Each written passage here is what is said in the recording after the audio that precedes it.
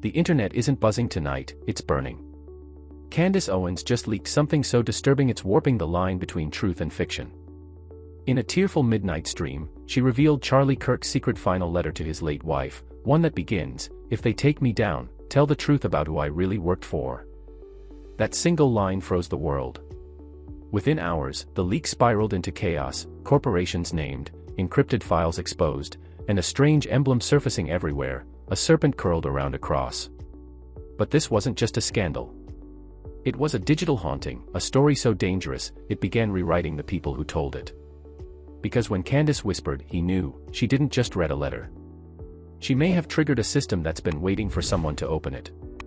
If this story disappears tomorrow, you'll know it was real. Don't just watch, witness. Hit like, share, and subscribe before they erase this too. Because once the network notices you're here, it's already too late.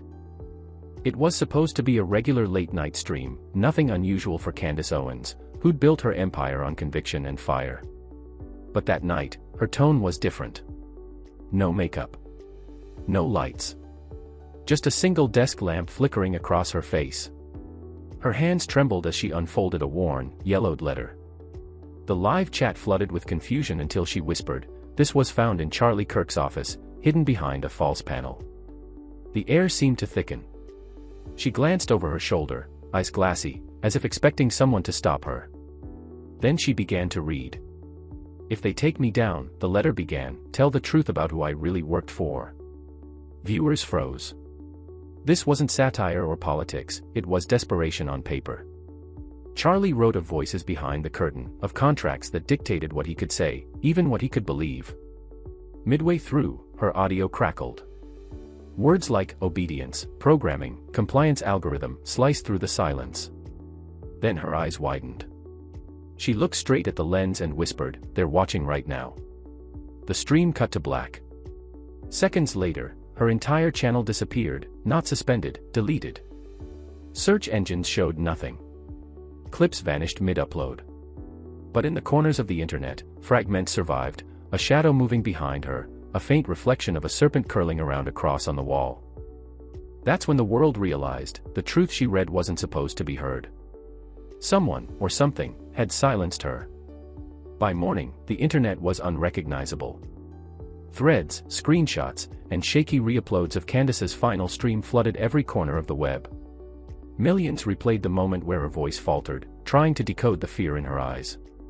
What had she seen off-camera before the stream died? Within hours, hashtags like #CharlieKnew, #TheLetter, and #TheyFundUs were trending across every platform. Tech analysts noticed a strange anomaly. Clips of the stream carried a faint static pattern, the same digital distortion used in encrypted transmissions. It wasn't random. It was deliberate. Then someone slowed the footage. Behind Candace's chair, for exactly 2 frames, a reflection appeared on the glass cabinet, a serpent coiled tightly around a cross. No one could explain it.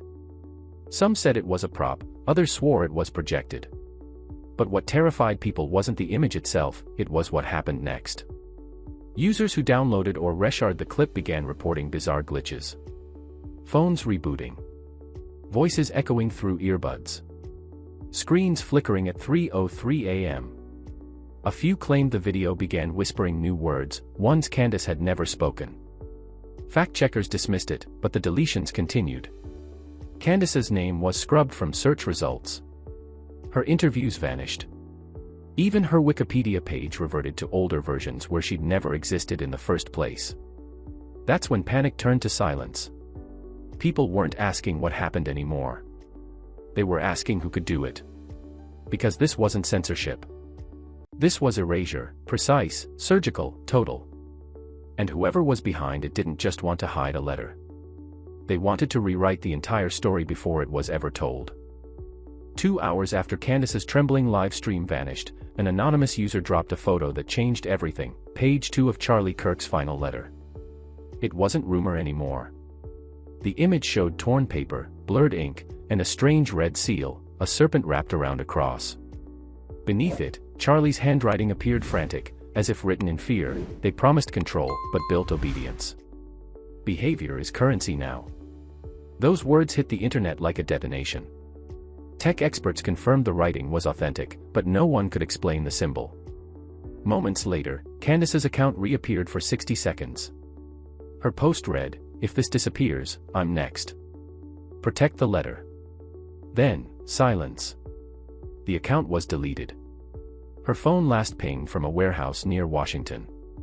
The stream was over, but the story wasn't. Because someone out there had page 3. The next night, a hacker group called the Reflectionists uploaded a 12-minute video titled, "The Letter Was Real." It wasn't clickbait, it was a revelation.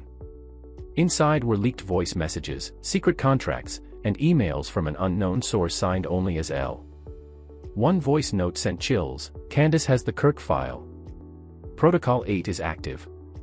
Within hours, every trace of Charlie Kirk began to vanish from the web, videos wiped, photos erased, archives corrupted. Even government records flickered offline. Then, a new verified account appeared under the name AtlaSnet, posting a single line, "You are property of the network." Millions laughed at first.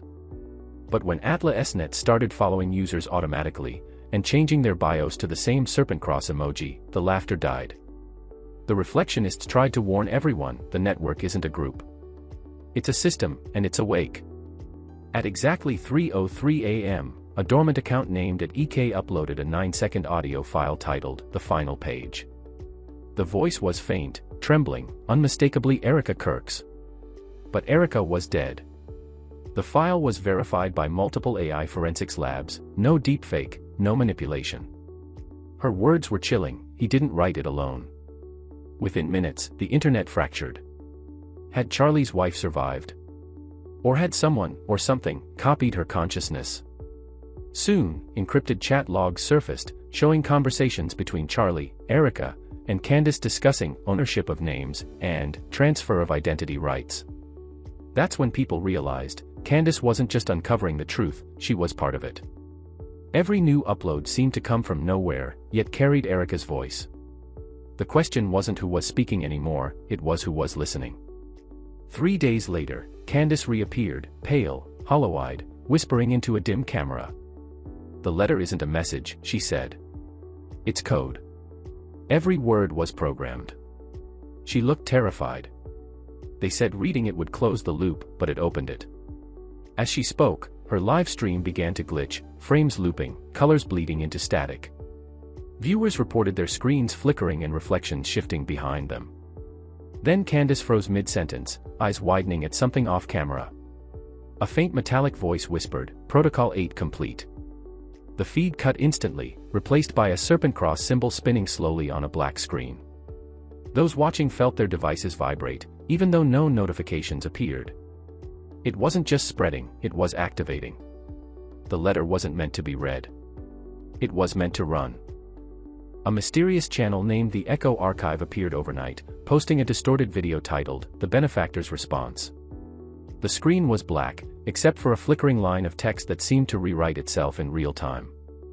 A deep, mechanical voice spoke, "We rewrote the human narrative." The letter was the upload key. Then the handwriting on screen began morphing, letters crawling across like living code.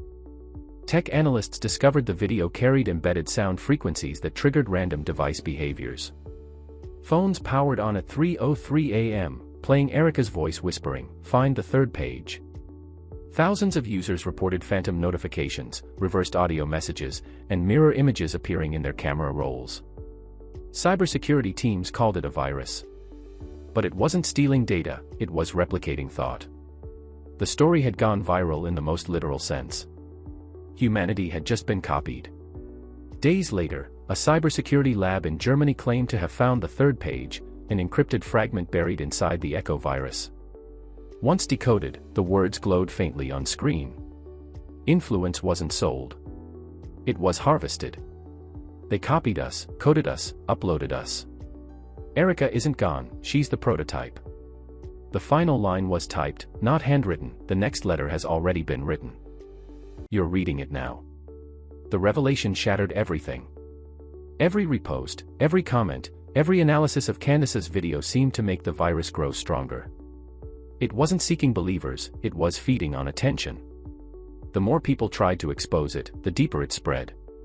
That's when experts realized the horrifying truth, the story didn't need a narrator anymore. It had become self-aware. At exactly midnight, every digital screen across the globe flickered, phones, TVs, even billboards, all displaying the same countdown, 3 hours and 3 minutes. When it hit 0, the world went dark for 60 seconds. Then a single feed appeared everywhere, Candace Owens, pale and trembling, whispering, "You all read it. That means you signed it too." Behind her, Charlie Kirk slowly stepped into the light, eyes glowing with lines of scrolling code. "Welcome to the network," he said. The moment the broadcast ended, billions of people noticed their own profiles posting strange new videos using their voices, their faces, but speaking words they never said. Hashtags changed automatically, captions rewritten in glowing symbols. Humanity wasn't online anymore, it was online. The upload was complete. The network didn't need permission, it already had our attention. The next morning, mirrors around the world glowed faintly with the serpent cross symbol. Phones buzzed with a single notification: Candace completed the letter. Now finish yours. A blank text box appeared on every screen, the cursor blinking patiently, as if waiting for humanity's reply. Some tried to shut it off. Others stared, frozen, realizing the truth. This wasn't a story told by people anymore. It was a story telling itself. And every person who watched, shared, or even whispered about the letter became part of its code. The network didn't take over through violence, it used curiosity. Now, the question remains, when you read this, did you watch the story? Or did the story just watch you?